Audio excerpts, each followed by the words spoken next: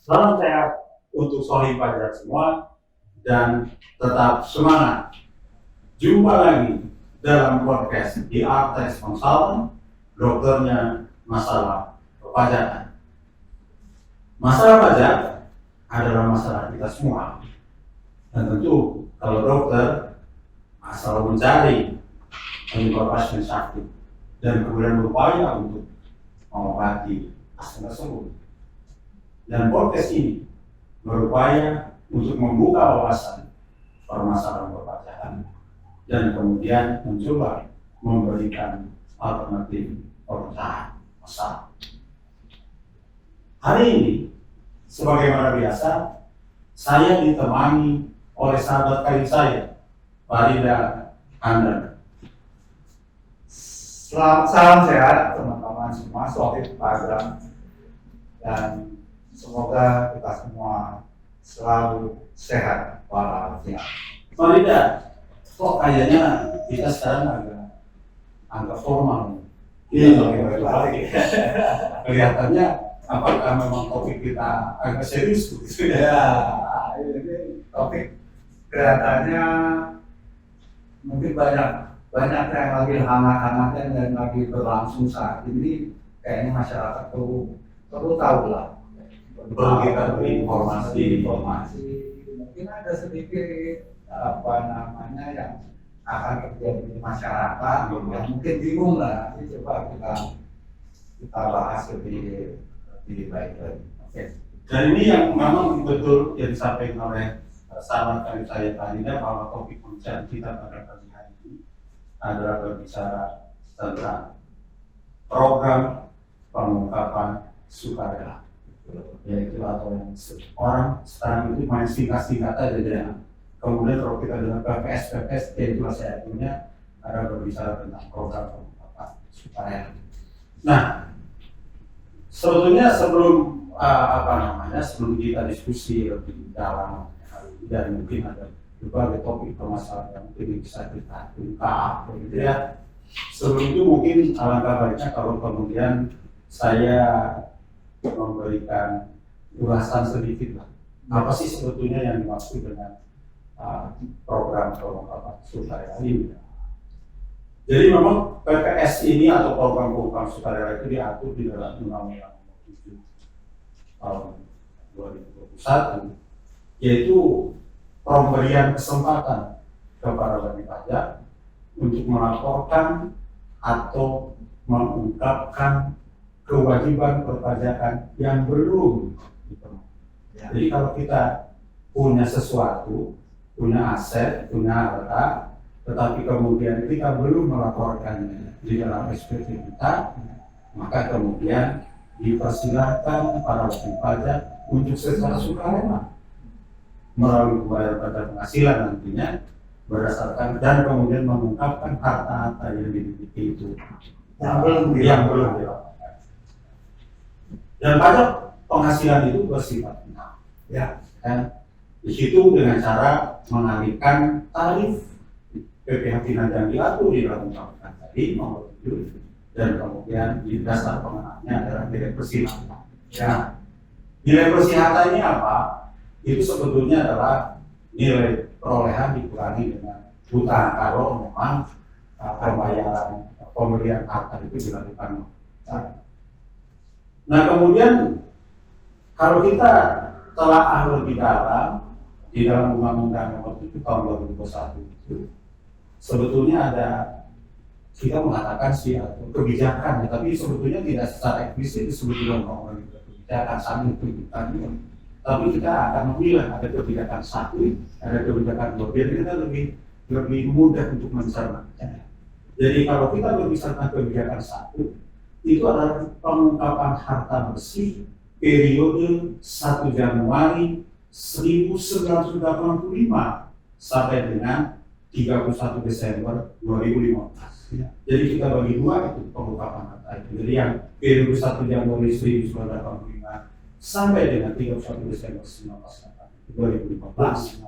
Dan kemudian kebijakan kedua adalah untuk mengungkapkan harta bersih periode 1 Januari 2016 sampai dengan 31 Desember 2020.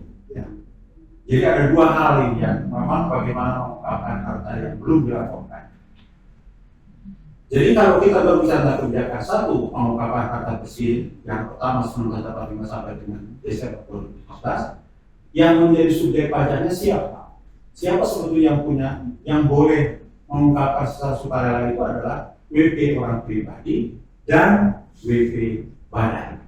Yang dulunya adalah peserta teks amnesti jilid 1 sesuai dengan Undang-Undang Nomor 11 kalau tidak keliru saya tahun 2016. Jadi yang dulu tahun 2016 ikut teks amnesti 1, ya sekarang dibuka lagi kalau memang dari dulu ada harta atau aset atau apapun juga yang belum sepenuhnya diungkapkan. Jadi boleh lagi ikut di program pengungkapan sukarela ini. Nah sementara yang di kedua, yang di kebijakan kedua yang periode pengungkapan harta periode 1 Januari 2016 sampai dengan 31 Desember 2020, yang boleh ikut itu atau subjek pajaknya hanya WP orang pribadi. Jadi WP badan tidak. Ya. Lalu seperti saya katakan tadi, basis asetnya ya katalogi dari yang kebijakan 1 sama 31 Desember 2015 yang belum diungkap saat tes amnesti. Dan kemudian harta bersih yang kedua adalah yang dari 2016 sampai dengan 2020. Kemudian dari formulir juga berbeda-beda, ya kalau kita di kebijakan 1 kita bicaranya adalah surat pernyataan pengungkapan harta, sementara kalau di kebijakan 2 disebutnya surat pemberitahuan, surat pengungkapan. Nah kalau kita bicara tarif, sebetulnya tarif agak rumit karena memang ada beberapa hal yang harus kita perhatikan. Cuma intinya adalah bahwa kalau kita berbicara tarif, maka tarif itu adalah yang pertama untuk kebijakan 1 itu ada 11% untuk deklarasi harta luar negeri. Jadi kalau kita punya harta luar negeri dideklar dan kemudian kita ikut di dalam karena harta kita berasal dari periode 1 Januari 1985 sampai 2015 itu adalah 11%. Kemudian yang kedua mungkin bahwa tarifnya tidak 11% tapi menjadi 8%. Kalau harta luar negeri itu yang ada di luar negeri dialihkan ke dalam negeri. Jadi 8%, jadi atau direpatriasi istilahnya, direpatriasi ke dalam negeri dan itu kemudian tarifnya hanya 8%. Nah sementara kalau kita punya harta di dalam negeri dan kemudian kita ikut, ya juga sama 8% kan gitu ya. Nah kemudian yang lebih murah lagi ada tarif yang lebih murah adalah 8%, Pak, tidak, yaitu untuk harta luar negeri yang direpatriasi, ya, dan juga harta di dalam negeri dan kemudian diinvestasikan, ya, di dalam SBN surat berharga negara atau diinvestasikan di dalam industri hilirisasi dan kemudian atau renewable energi. Jadi dengan di industri yang sifatnya di industri energi yang terbarukan. Nah sementara kalau di kebijakan kedua, ya, ini agak lebih tinggi sedikit persentasenya, jadi 18% untuk deklarasi harta luar negeri. Jadi kalau kita punya harta di luar negeri, cuma dideklarasikan saja bahwa tetap hartanya di luar negeri, itu adalah dan ikut itu adalah 18%. Tarif yang lebih murah adalah 14% kalau harta itu yang direpatriasi.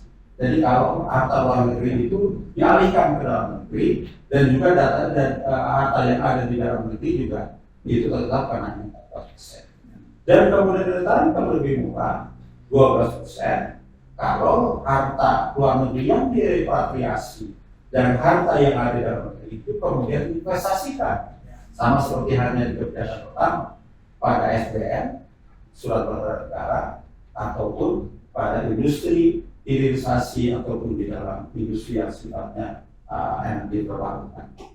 Ya jadi memang banyak hal yang perlu kita ungkap di sini karena memang agak sedikit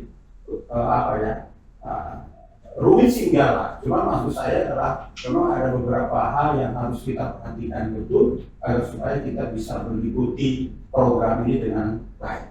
Ya. Kemudian selain itu apa yang harus kita perhatikan adalah penilaian hartanya. Kalau di kebijakan 1, ya, jadi harta itu untuk kas dan setara kas adalah nilai nominal kan gitu ya Pak Dira ya. Kemudian kalau tanah dan bangunan NJOP kan gitu ya. Kalau untuk kendaraan bermotor nilai jual kendaraan bermotor NJKB. Kemudian kalau kita punya emas itu adalah PT Antam kita pakai untuk emas dan perak. Kalau kemudian kita punya saham dan warang itu adalah bursa efek dasarnya. Lalu kemudian penilai harga efek Indonesia itu kalau untuk SP dan SUV. Dan kalau kemudian kita tidak ada pedoman, maka kita gunakan yang namanya KJPP atau apa kantor jasa publik. Ya itu adalah cara menilai harta kita. Dan ini nanti bisa kemudian ada masalah kan itu ya. Tapi kita lihat dulu. Dan sementara itu kebijakan global lebih sederhana. Menilai harta itu adalah nilai nominal untuk kas dan setara kas, sementara untuk selain kas dan setara kas harga perolehan, ya kan? Tapi bila tidak diketahui harga perolehannya adalah gunakan nilai wajar per 31 Desember 2020 menurut WP. Kan gitu ya. Nah ini ya sebetulnya kalau kemudian kita baca betul undang-undang nomor itu dan kemudian diatur di peraturan pasalnya itu peraturan menteri keuangan nomor 196 itu akan lebih banyak lagi karena tadi orang mau diinvestasikan dan kemudian direpatriasi ternyata kemudian dia tingkat terus bagaimana kan itu jadi memang ada tarif-tarif lain, ada tarif-tarif tambahan, ada tarif saksi dan sebagainya tapi kemudian saya tidak berikan di sini karena silakan para sohi pajak untuk kemudian mencerna dengan baik Undang-Undang Nomor 7 tahun 2001 dan 2021 dan dengan aturan pelaksanaan itu PMK Peraturan Menteri Keuangan Nomor 196. Oke, Pak Rinda. Nah inilah yang secara sepintas saya uraikan atau saya paparkan apa itu program pengungkapan sukarela program pengungkapan. Nah ini permasalahannya, tadi katakan kalau di kebijakan 1 ya, tidak ada nilai wajar. Yang bila tidak ada pedoman dari nilai itu kan, lalu kemudian KJPP lah yang diberikan tugas untuk menggunakan jasa KJPP. Tapi kan kalau kita bicara tentang harta, itu kan ragamnya banyak.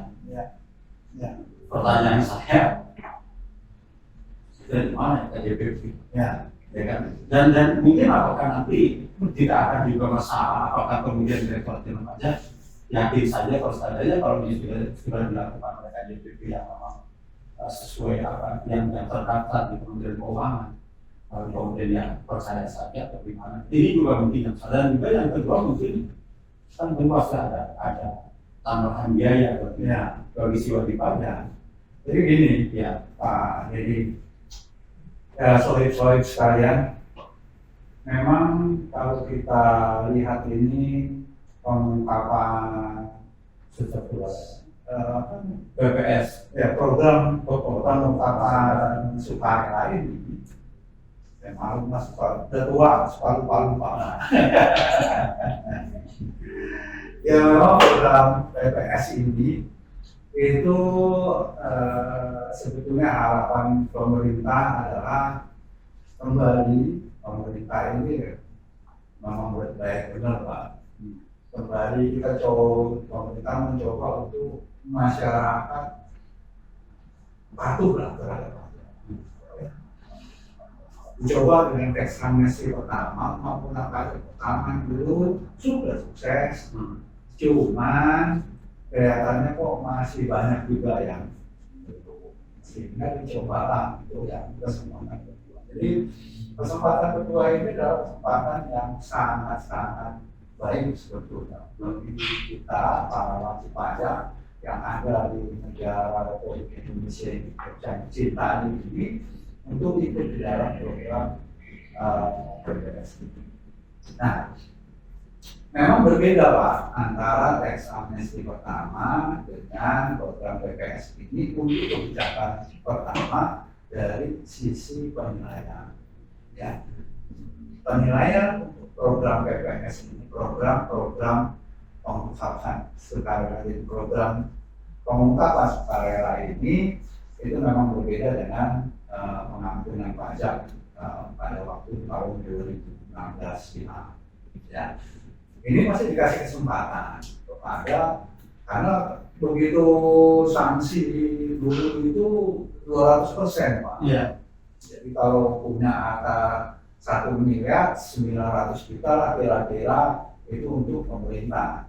Jadi sisanya 100 juta untuk wajib pajaknya, kan habis Pak. Ya, terus adalah namanya pas final, karena ternyata masih banyak yang belum pas final dikeluarkan. Nah, ya ini problematika kita di dalam kehidupan perpajakan kita yang kelihatannya memang masih banyak juga yang belum masuk dari kesempatan terakhir. Mudah-mudahan ini terakhir Pak. Kalau teks amnesty terus-terusan ya kalau sudah pendidikan kepatuhan yang wajib pajak ini juga ini untuk terakhir, dan ini harus dimanfaatkan secara maksimal. Nah, penilaian yang sekarang berbeda jelas ya, aku secara rinci dalam kebijakan pertama penilaian. Jadi harganya nilainya sudah ditentukan jelas. Nah, memang sekarang kalau dulu ada harga wajar, sekarang ini untuk kebijakan pertama nggak ada nilai wajar sesuai dengan keinginan. Nah, adanya KJPP, kantor jasa penilai publik dan itu bayang. Nah, seluruhnya belum tentu semuanya KJPP bisa menilai dari nilai keseluruhan dari harta yang begitu macam-macam. Mudah-mudahan bisa sih, mudah-mudahan bisa. Semua bisa, saya juga nggak hafal benar KJPP apa aja, apakah ada harta yang nggak bisa dinilai juga akhirnya dengan KJPP, saya juga nggak tahu dia masuk juga Pak. Jadi mudah-mudahan sih semua bisa. Tapi kalau nggak bisa itu gimana? Kan itu jadi problem. Ya kalau nggak bisa dari KJPP itu gimana? Dan memang wajib pajak ini akan sulit juga nyari referensinya. Jadi kalau KJPP nggak ada juga, ya kalau lupa ada nilai wajar lah. Nilai wajarnya gimana? KJPP lebih mendetailkan mengenai itu ya, lebih mudah peserta teks amnesty. Nah, ada lagi tadi yang mau tanya juga biayanya, terkait biayanya. Saya ada harta yang harus dinilai pakai KJPP, ya mungkin nilainya nggak seberapa besar, pakai KJPP malah jadi biayanya jadi besar. Jangan-jangan ongkos KJPP dengan ongkos bayar teks amnesty besaran KJPP, ya. Saya nggak tahu. Mudah-mudahan sih nggak ada. Ya. Mudah-mudahan nggak ada. Tapi kalau itu pun ada, kan jadi nggak efektif. Nggak, sebetulnya kan begini Pak. Jadi sebetulnya antusiasme masyarakat ya kalau ingin ikut program ini kan alangkah baiknya kalau kemudian hal-hal tadi yang menjadi pertanyaan-pertanyaan itu bisa terjawab. Ya, artinya mudah-mudahan teman-teman KJPP itu ya kalau memang ada untuk kepadanya PPS ini agak diturunin gitu ya nilainya. Yang kedua adalah kalau memang ternyata sampai pada kesimpulan bahwa akhirnya harta itu tidak bisa memperoleh harta yang wajar, tolonglah Direktorat Jenderal Pajak memberikan guidance berikutnya. Itu sehingga antusiasme itu tidak hilang, tidak. Itu yang saya khawatir yang harus kemudian kita dorong, sehingga semua akhirnya pada tanggal 30 Juni kalau tidak dulu saya akan batasnya 1 Januari sampai 30 Juni. Pada akhir 30 Juni itu orang sukarela dengan tenang, dengan nyaman, dengan nyaman. Ya jadi memang akhirnya PPS-nya pas sukarela kan gitu ya. Jadi dengan kesukarelaan. Nah oke, Pak Hidayat. Jadi memang itu yang mungkin. Ya, tapi kebijakan kedua demikian kan Pak Hidayat. Dikatakan tadi bahwa apabila tidak memiliki dokumen dari nilai perolehan itu, wajib pajak dapat menemukan nilai wajar per 31 Desember. Betul. Nah ini wajar ini yang memang balik lagi, ya konkretnya ini gimana, gitu ya. So, katakanlah ini kan bisa juga, ya mohon maaf, nanti kita bicara di ujung, nanti kita soal bicara penelitian dan sebagainya.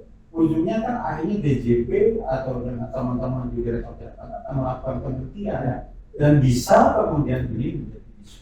Ya paling tidak gini lah, kita harusnya mengeliminasi jangan sampai kemudian dispute itu terjadi. Ya. Karena apa? Karena bayangkan kalau sudah sukarela semangat itu, ya kan? Tapi terus tiba-tiba hanya soal kecil. Iya, loyo gara-gara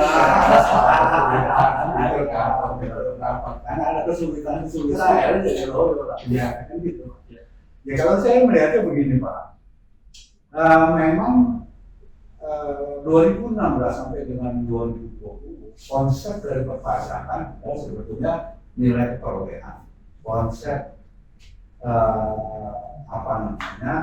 penghasilan, lebih mudah menghitung penghasilan sebetulnya yang sebenarnya adalah dari nilai perolehan. Jadi kalau saya beli emas gitu kan Pak, ada harganya di situ, dapat kwitansi, dapat buktinya, semuanya di situ jelas bahwa saya beli emas pada tahun 2015 dengan harga sekian, jumlahnya sekian, berapa gram, segala semuanya. Nah itu sebetulnya makanya pakainya harga perolehan. Sebetulnya yang tepat dari sistem pembuktian pencatatan untuk keperluan perpajakan adalah nilai perolehan. Karena sesuai dengan penghasilan pada yang terjadi pada saat itu, bukan ya. Nah, jadi udah benar Pak, setara untuk yang kas dan setara kas itu pakai nilai nominal, jelas itu kan Pak. Untuk yang harta lainnya selain kas, setara kas pakai harga perolehan. Oke, jadi ingat soal pajak semuanya. Jadi untuk 2016 sampai 2020 apabila ada harta, tolong cari bukti-bukti perolehannya. Bukti-bukti perolehannya. Dapatlah bukti perolehan semua, harganya, jumlahnya, semuanya cocok dengan harta yang akan kita laporkan. Ya. Kalau udah cocok, oke, masuk di poin bahwa nilai harganya adalah harga perolehan. Mau beli saham, beli apa, itu ada perolehan, berapa perolehan pada saat itu. Cuma memang Pak, ada problem nanti kalau saya melihat ada problem ini. Kalau saya beli rumah, umumnya rumah waktu transaksi real beli dengan NJOP beda, gitu Pak. NJOP biasanya harganya di bawah, ya. Nah kalau teks amnesti kebijakan pertama jelas NJOP, ya NJOP tapi tahun 2015.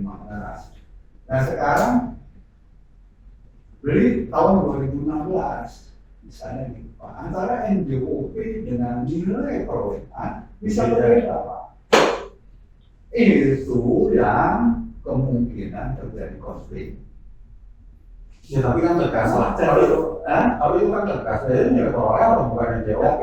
Betul. Jadi ingat soal pajak, bukan nilai NJOP, nilai perolehan. Bisa aja Anda membeli rumah orang yang lagi butuh duit, dan itu Pak, nilainya bisa di bawah NJOP, tapi harus nilai perolehan.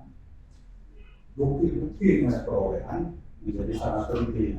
Meskipun sebagian besar nilai perolehannya lebih besar daripada nilai ini, meskipun sebagian besar. Nah ini yang supaya nggak terjadi konflik, Anda jangan soal pajak sekalian jangan menggunakan nilai untuk tapi nilai perolehan. Oke. Nah, kembali lagi tadi Pak, akhirnya ke nilai wajar. Nilai perolehan ternyata dokumennya hilang. Nah, kita nggak punya dokumen. Kita kan punya dokumen Pak, kita nggak punya dokumen. Nah, bisa aja kita berdari, bisa. Oh dokumen saya nggak ada perolehannya, saya ada cuma NJOP misalnya begitu Pak. Atau barang-barang lain memang benar-benar tidak ada dokumennya. Terus mau ngapain dong? Ya kan gitu Pak ya. Pakai lainnya aja. Tapi yang Pak, nilai wajar itu yang dipakai adalah nilai tahun 2020.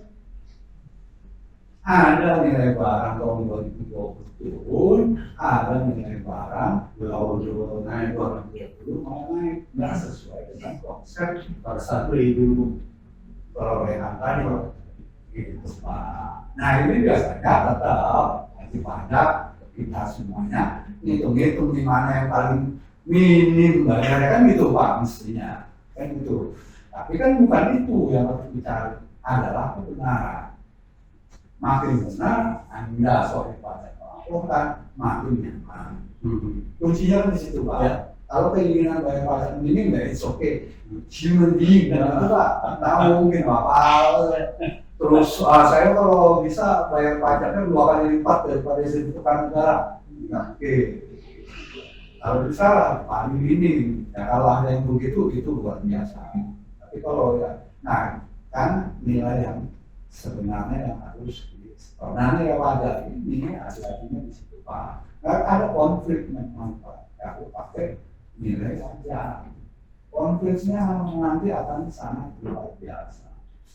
Tapi kan gini ya Pak Rida, ya betul lah. Tapi mudah-mudahan ini masih sampai dengan Juni. Ya. Jadi mungkin selama dari Januari sampai dengan Juni ini DJP juga akan terus memberikan guidance yang lebih baik lah, mereka sama dan mengeliminir adanya dispute. Karena kalau sudah memang dibuka kemungkinan bahwa kita boleh keberatan, beban. Tapi kan effortnya juga lebih besar gitu. Hanya oleh persoalan-persoalan yang relatif harusnya bisa diselesaikan pada tingkat apa.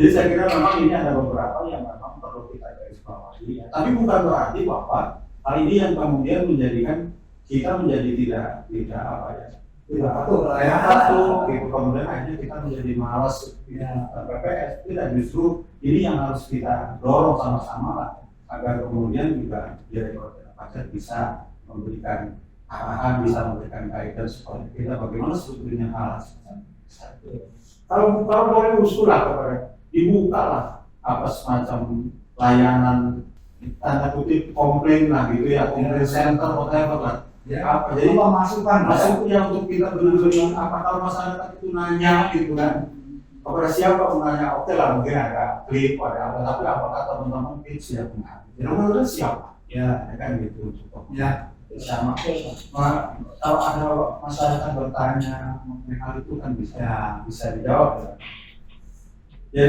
Jadi itu yang mungkin yang beberapa yang dikerjakan satu kepiawaannya yang mungkin sedikit penilaian. Hal lainnya Pak Dida ya, ini kan tadi bahwa kemungkinan ada akan di luar negeri hanya sekarang dideklarasi saja dideklarasi lalu kemudian ya sudah tarifnya seperti itu, lalu kemudian bisa juga nanti direpatriasi, dipindah nanti dialihkan ke negara kita, bahkan setelah itu ada bisa diinvestasikan di dalam bentuk SPN ataupun di industri tambang atau yang apa namanya yang renewable energy ya. Masalahnya kan ya orang kan bikin komitmen tuh, oke, saya punya di luar negeri dan saya akan repatriasi dan kemudian saya akan investasikan. Kalau kemudian pada hari H-nya ternyata ingat yang ini gimana gitu ya Pak ya. Jadi gini Pak, jadi mungkin sekalian saya menjelaskan kepada sohib pajak sekalian tentang penelitian dan klarifikasi yang dalam objek dan hal. Dalam ketentuannya sudah jelas-jelas di mana DJP dapat melakukan penelitian, itu ya penelitian, terus bisa aja surat pernyataan atau surat keterangan itu dibatalkan, dibatalkan atau istilahnya betulkan dan atau dibatalkan, betulkan atau dibatalkan. Nah ini dengan adanya penelitian. Nah mungkin disinilah yang letaknya nanti apakah kalau kesalahan hitung, kesalahan tulis, terus kesalahan yang tidak minor lah, itu bisa dibetulkan oleh Direktorat Jenderal Pajak.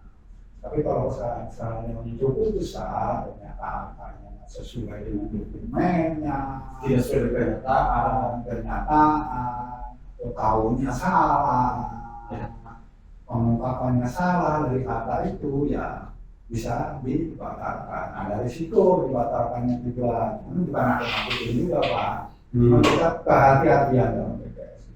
Jadi kalau dibatalkan ya risikonya nanti akan dianggap sebagai penghasilan di tahun. Ya dianggap tidak ikut BPS kalau dibatalkan. Nah itu ya. Dan BP juga sebetulnya bisa juga membetulkan ya, SPPH-nya. Jadi bisa dari situ panitia dari ada bisa BP melakukan perbaikan SPPH 2, 3 ada batasannya. Pokoknya sampai Juni lah. Selama bulan Juni. Tapi begitu selesai bulan Juni, penelitian juga baru dilakukan oleh DJP. Nah itu akibatnya nanti ada klarifikasi. Nah kalau udah ada penelitian dan ada klarifikasi oleh DJP, ya tentunya dijawablah klarifikasi itu. Jangan terus takut terus nggak dijawab, didiemin aja. Nah itu kadang-kadang baca itu panik. Kadang-kadang kalau ada, saya juga kadang-kadang dapat surat dari DJP deg-degan juga gitu. Ada apa nih kan itu ya? Pasti deg-degan Pak. Jadi begitu dapat surat dari DJP itu biasanya soal pajak itu deg-degan. Ya kalau itu enggak, ya baca aja terus klarifikasi ya beri penjelasan. Dokumennya, apanya, itu lebih baik. Kalau nggak dijawab juga, ya itu langsung dilakukan pemeriksaan oleh DJP. Dan bisa dipertahankan di bawah nanti supaya senanti surat keterangan. Ini akan jadi repot kalau BP tidak merespon. Kalau udah merespon, ada komunikasi dengan DJP, tentunya kewajiban orang bayar berapa, ya tinggal bayar. Iya. Nggak ada sanksi-sanksi yang macam-macam. Nah pertanyaan Pak Devi tadi tentang kalau nggak komit gimana? Nah itu sama Pak. Kalau nggak komit sesuai dengan pernyataan janjinya, nah berarti kan ada sanksi juga. Ada teguran. Kalau begitu ditegur, oh ini ya kurangnya sekolah, kan? Dan komitmen tidak terpenuhi, berarti ada kekurangan, pajak kurang-kurangnya Ada sanksi juga kan gitu ya. Nah, kalau enggak juga plus sanksi kan itu. Jadi ya sanksi juga semuanya. Nah itu, atau diperiksa dulu oleh Direktorat Jenderal Pajak, terus dikenakan ketetapan pajak. Jadi artinya kan begini Pak Lina, sebetulnya memang baru ini namanya PPS, program pengungkapan sukarela, dan di dalamnya ada janji, ada komitmen. Ya kalau kemudian janji dan komitmen itu tidak dipenuhi, ya tentu sesuai dengan kewenangan yang ada di dalam undang-undang itu, Direktorat Jenderal Pajak akan melakukan berbagai hal. Ya, itu awal dari negor, ya atau kemudian minta klarifikasi lah, perlu sampai kepada pemeriksaan itu, dan kemudian akan memberikan surat keterangan pajak. Jadi saya kira ini juga menjadi bahan pertimbangan kita. Jadi kalau kita mau itu program itu, kalau kemudian kita diminta klarifikasi, datang saja ke kantor pajak untuk kita berikan klarifikasi. Dan kalau mau kita salah, memang kita harus mengakui bahwa itu salah. Ya. Jadi ini Pak, kalau tadi konflik agak wajar tadi Pak ya. BP bertahan, itu dari dikasih klarifikasi, dijawab sama wajib pajak, sorry pajak menjawab semuanya bahwa dia bertahan di menurut mereka yang benar, sehingga nanti dilakukan pemeriksaan dan ketetapannya ada. Kalau sepanjang ada ketetapan dari Direktorat Jenderal Pajak, artinya wajib pajak punya kesempatan untuk keberatan atau ke banding. Meskipun ini repot, tapi kalau memang salah akhirnya keberatan banding. Itu jalan akhir lah. Itu jalan akhir. Tapi kemungkinan karena harga wajar itu memang di bawah. Sehingga disitulah kalau bisa klarifikasi selesai, ya kita lulus. Pada hari namanya judulnya makan program sukarela, tapi kok bahasa kita katanya serius. Karena memang ini agak sedikit harus apa ya, agak cermat. Iya betul. Cermat karena ini sesuatu. Dan saya kira alangkah baiknya sorry pajak juga kemudian bisa ada refleksi lain. Dan kalau perlu memang kita tanya saja petugas-petugas di Direktorat dan mereka akan datang. Saya yakin lah akan datang untuk memberikan arahan penjelasan sebabnya memberikan menyentuh. Satu hal lagi Pak Ridan, yang kalau kita teliti betul ketentuan ini soal warisan. Ini kok kayaknya tidak secara spesifik ya. Ya padahal kan kalau kita melihat subjek pajak itu kan ada orang pribadi, ada warisan lah belum terpakai. Ya. Nah gitu kan, jadi ada tiga hal. Soal warisan ini, nah apalagi misalnya warisan yang belum terpakai kan, apakah boleh nggak nih ikut program PPS? Atau bagaimana kalau saya dari dapat warisan dari almarhum orang tua saya, apakah kemudian belum dimasukkan di SPT saya, apa boleh kan itu? Ya. Ini kan harus, padahal sebetulnya kalau warisan, kalau dari garis lurus, kan bukan objek pajak. Jadi kalau bicara warisan, sesuai dengan ketentuan undang-undang KUP ya, kalau masalah PPH itu ya, bahwa subjek pajak itu kan ada tiga jenis. Subjek pajak orang pribadi, subjek pajak badan, dan subjek pajak warisan yang belum terbagi. Sehingga wajib pajak warisan belum terbagi ini jadi subjek pajak. Kalau jadi objek pajak, nanti kita lihat apakah warisan ini sudah dilaporkan SPT di SPT pewaris atau belum dilaporkan di SPT pewaris, kalau itu Pak ya, sebelum dibagi. Dilihat dulu, kalau sudah masuk di SPT pewaris, berarti warisan belum terbagi ini sudah tidak lagi sebagai objek pajak. Tidak memiliki kewajiban objektif lagi gitu ya. Tidak memiliki kewajiban objektif. Kalau sudah lapor di SPT pewaris, dan itu Pak ya, sudah tidak menjadi subjek pajak. Tapi ini baru beberapa detail loh ya. Ya, udah nggak masuk objek pajak, itu Pak ya. Subjeknya masuk, tapi bukan objek pajak. Oke.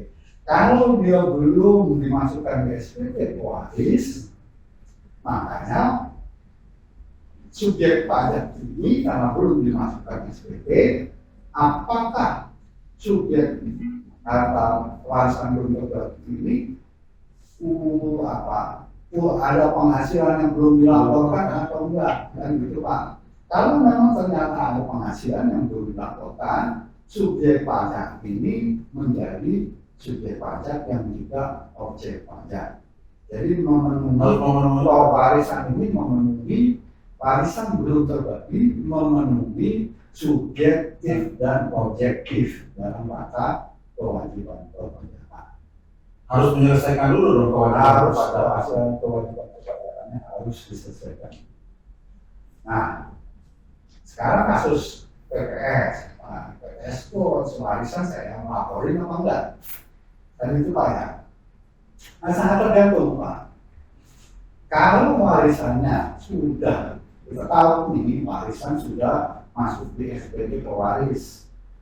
Ya, misalnya kalau yang dulu tahun 85 sampai 2015 hartanya dibelinya tahun-tahun sekian kan udah lama tuh Pak, dan ikut teks amnesti pertama itu ya warisan ini belum juga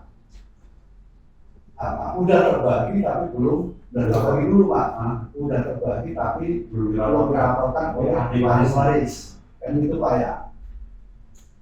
Kalau dia ahli waris sekarang siapa yang ikut teks amnesti 2016 waktu itu? Apakah pewaris udah ikut teks amnesti atau ahli waris udah ikut teks amnesti pertama? Syarat itu terpenuhi apa enggak?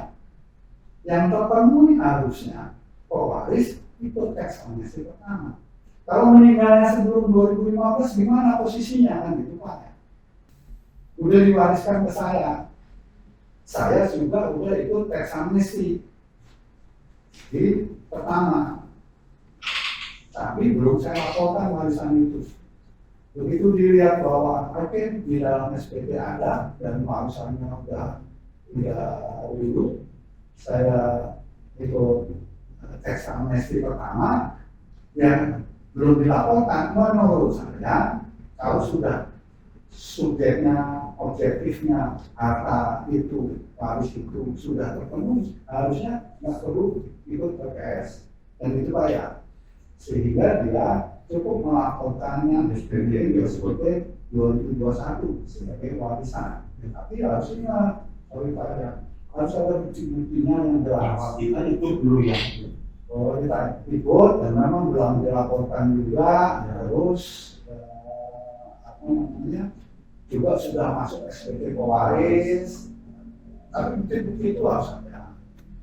Nah sekarang kalau hartanya itu tahun 1985 sampai 2015 belum terbagi Pak, belum terbagi ini Pak, jadi masih atas nama pewaris, tapi atau udah lama belum dibagi-bagi, belum dimintakan masih pakai atas nama pewaris dulu. Dan kita nggak tahu lah, kira-kira nggak tahu apakah itu sudah masuk SPP pewaris atau bukan dan belum terbagi. Kalau belum terbagi tetap Pak, subjek pajak di dalam PPS ini adalah orang pribadi, badan untuk kebijakan satu dan sudah ikut orang pribadi untuk kebijakan dua. Subjek pajak atas warisan belum terbagi, tidak masuk di dalam PPS ini. Sehingga gimana Pak? Ya udah seperti biasa dilaporkan bahwa ada harta belum terbagi yang kewajibannya akan dilihat oleh DJP apakah pewaris sudah memasukkan ke SPP atau tidak. Sehingga tidak bisa ikut, menurut saya tidak bisa ikut di dalam Berapa warisan itu juga Betul. Apakah kemudian menyelesaikan dulu kewajiban perpajakannya pada saat akan diwajib dan kemudian seperti biasa tarif normal gitu. Tarif normal. Karena nanti pajaknya adalah bukan gara-gara itu PSB, pajaknya pajak waktu. Karena yang dikatakan di normal itu konkret ya, jelas ya, bahwa yang ikut program PPS itu hanya orang pribadi ya. Betul. Di kebijakan satu orang pribadi dan badan. Betul. Tidak termasuk warisan yang belum terbagi. Karena subjek pajak termasuk salah satunya warisan belum terbagi. Nah sekarang gimana Pak kalau belum dilaporkan oleh pewaris, SPP pewaris, Tapi sudah dibagi. Sebetulnya pada waktu mau dibagi, kan gitu Pak sebetulnya pihak kantor pajak itu mengklirkan dulu warisan belum terbagi itu. Kalau sudah clear baru boleh dibagi. Tapi ada kejadian-kejadian yang memang belum dilaporkan di SPP, tapi sudah dibagi. Nah ini kalau menurut saya bisa, karena subjeknya kami sudah masuk sebagai penghasilan, tapi belum objektifnya yang berbeda belum dilakukan. Sehingga udah pelaksana itu udah laporin aja Dan ikut program BPS. program. Kalau sudah Jadi kan berapa kita lah. ternyata itu sih Pak. Jadi lebih mudah aja. Kalau saya nggak peduli yang dulu SPP-nya udah dibuat. Jadi artinya yang sederhana saja lah, mungkin kalau kita baca nanti kita ngerti apakah dulu itu sudah dibagi atau apakah dulu masuk SPP, masuk SPP atau tidak dulu ya Pak Waris. Ya sudah sederhananya gitu ya. Ya sudah itu saja di program. Kalau dulu dilaporkan Tapi secara persepsi kalau lihat dulu ya harus ini warisan sudah itu si pewaris itu sudah memasukkan SPP atau tapi kalau belum terbagi nggak bisa. iya, artinya kalau sudah termasuk program itu dulu menyelesaikan politik pajak kan. Tapi melalui cara-cara yang bukan tidak melalui ya Pak Rida, jadi memang ada beberapa yang hal yang memang perlu kita garis bawahi lah. Jadi tentu ini mudah-mudahan bukan berarti kita menambah soal pajak, tapi lebih kepada bagaimana kita lebih waspada. Karena memang yang perlu kita sajikan nanti di dalam program ini adalah tentu adalah kata-kata yang punya lengkap di dalam SPP kita, dan kemudian dilakukan dengan selengkap-lengkapnya dengan benar, kan gitu ya, supaya kemudian ini tidak ada dusta di antara kita.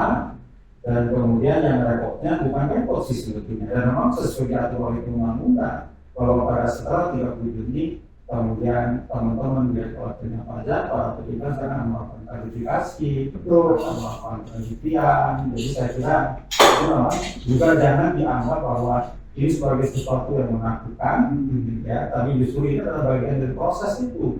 Proses sehingga kalau ini sudah selesai kita bisa klarifikasi, bisa kita buktikan semua, dan kalau kemudian buktikan selesai.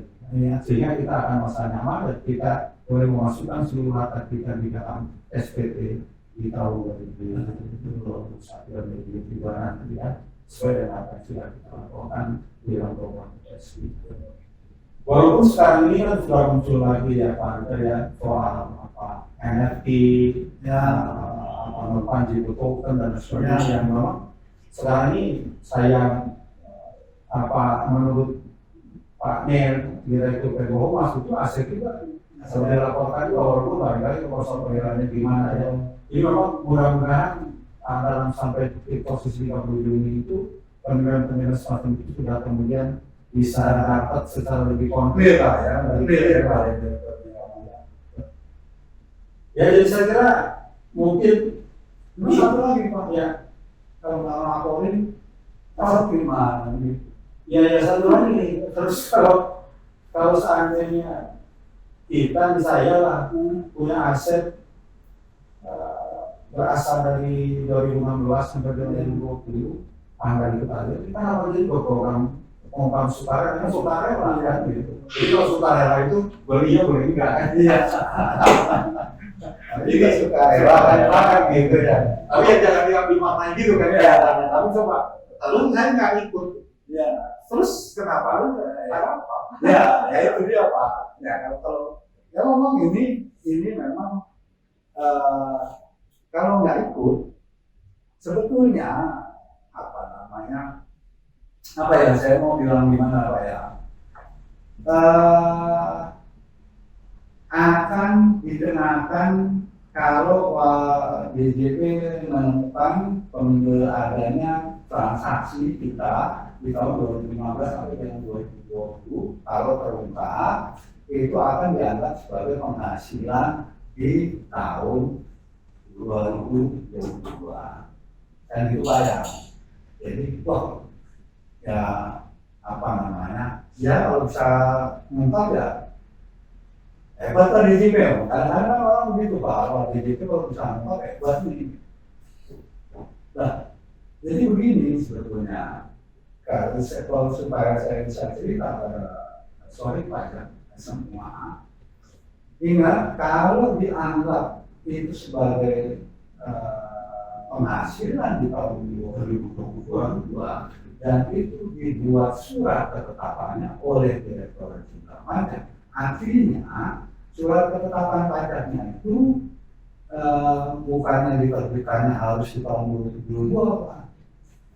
Bisa ada 2023, 4, 5, 6, 7, 5 tahun ketetapan itu daluarsa karena dianggap di tahun 2022 sehingga di tahun 2027 DJP masih punya kewenangan untuk menetapkan, untuk menerbitkan surat ketetapan. Jadi sorry pajak ada jangka waktu 2022 ini sekarang sampai 2027. DJP sampai enggak dan itu bayar. Nah, perkembangannya memang di dunia ini baik di Indonesia maupun di negara-negara di luar sana, perkembangannya adalah tetap akan berusaha memperbaiki sistem keuangan di dunia. Artinya untuk mencegah adanya pencucian uang, ada macam-macam, ada penjualan narkoba, perbuatan secara nasional dan internasional itu akan lebih keterbukaan informasi dan di Indonesia sendiri, Pak, keterbukaan informasinya itu sudah mulai antar pemerintah, antar pemerintah dan swasta yang memegang data banyak itu akan terjadi kerjasama, sehingga data-data itu semuanya akan lebih lengkap nantinya dengan dibangunnya sistem Direktorat Jenderal Pajak yang terintegrasikan dengan data yang sama. Tentunya pengungkapan harta-harta yang ada di masyarakat itu nantinya akan lebih baik. Dan kita semuanya tentunya ingin administrasi di negara ini jauh lebih baik ke depannya dibandingkan dengan tahun sebelumnya. Sehingga kepatuhan perpajakan itu akan lebih menjadi lebih. Nah, kalau saya rasa boleh-boleh saja, karena ini sukarela, boleh aja, nah minta bukan program pengampunan paksaan dan gitu Pak. Wajib ya, wajib ya. Sukarela, silakan aja. Tapi harus bisa situ. Jadi istilahnya sukarela, tapi sampai 2027 saya nggak bisa diurutin akan karena data-data di Direktorat Jenderal Pajak semakin lengkap, semakin baik, karena pertukaran informasi juga terjadi baik di dalam antar instansi komunikasi kita maupun dengan pihak luar negeri yang tidak. Dan saya pikir mungkin juga ke depan akhirnya kita tidak lagi bersembunyi kan, tidak bisa lagi bersembunyi karena memang akhirnya semua bisa terbuka. Jadi saya kira walaupun program ini adalah program sukarela, makanya kita berharap bahwa sohib-sohib pajak untuk bisa melaksanakan kita sama-sama, kita semua bisa melaksanakan itu serta dengan program ini sepanjang memang kita punya harta-harta yang belum dilaporkan. Artinya kenapa sih belum dilaporkan? Karena diasumsikan bahwa orang belum dilaporkan ke SPP berarti kita punya harta itu diperoleh dari penghasilan yang penghasilannya juga belum dilaporkan dalam SPP. Sehingga ini caranya adalah kalau sudah kita punya harta itu yang dilaporkan dan dianggap sebagai penghasilan yang belum dilaporkan. Itu kira-kira. Dan saya kira mudah-mudahan pembicaraan obrolan ini mendapat memberikan pencerahan kepada kita semua, kepada para sohib pajak semua, dan apabila ada yang perlu ditanyakan, silakan berikan komentar juga di dalam nanti, dan mungkin nanti juga akan menjadi bahan pembicaraan obrolan berikut di acara podcast kita ini. Jadi terima kasih kepada para sohib pajak yang sudah dengan setia mengikuti program kita. Ke depan insya Allah kita akan membawakan lagi masalah-masalah yang tetap aktual agar supaya kita bisa menjadi pembayar pajak etiket yang baik, ya, agar kita semua bisa menjadi memberikan kontribusi yang seharusnya kepada negeri kita yang kita cintai. Demikian, tetap semangat. Tetap semangat, selalu sehat. Untuk lebih memudahkan para soi pajak mengikuti program pengungkapan sukarela ini, Direktorat Jenderal Pajak telah menerbitkan seri buku panduan cara mudah ikut PPS. Di bawah ini telah dilinkkan dengan websitenya Direktorat Jenderal Pajak.